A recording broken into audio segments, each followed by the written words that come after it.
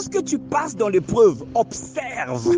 Si ton Isaac est touché, alléluia, dis-toi que c'est une épreuve. Quel est ton Isaac?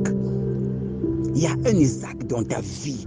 Si tu aimes beaucoup ton mariage et que ton mariage commence à être secoué, bien-aimé, sois fort dans l'épreuve. C'est Isaac qui est en train d'être secoué. Tu sortiras vainqueur. Et après une épreuve, il y a toujours une récompense. Je répète que après une épreuve, il y a toujours une récompense. Peut-être aujourd'hui, Dieu ne te dit pas de prendre ton fils et de le sacrifier. Mais Dieu aujourd'hui, il nous donne un enseignement au travers de cette écriture, de Genèse chapitre 22 à partir du verset 22.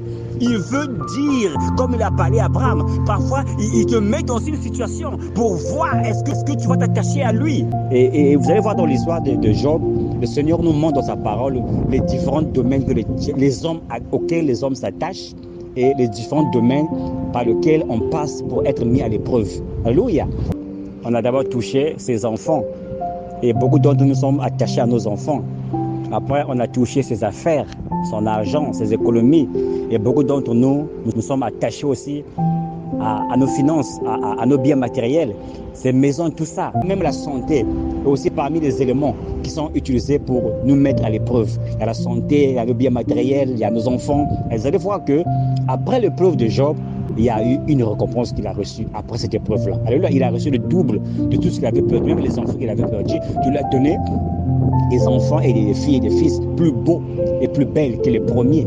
Il y a toujours une récompense après une épreuve. Vous allez voir avec l'histoire d'Abraham, c'est presque la même logique que Dieu utilise.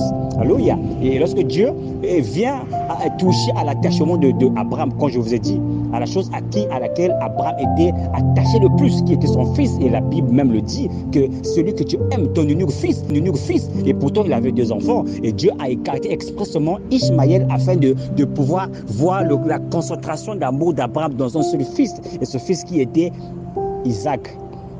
Et Isaac, comme je vous ai dit, c'est quelque chose à laquelle on s'attache le plus, laquelle on a souffert par les jeûnes, par des prières, par des programmes de prière pour avoir de la part du Seigneur. Et lorsque la chose arrive, c'est par là que Dieu passe pour voir est-ce qu'on va s'attacher au donateur, celui qui a donné la chose, ou bien s'attacher au don.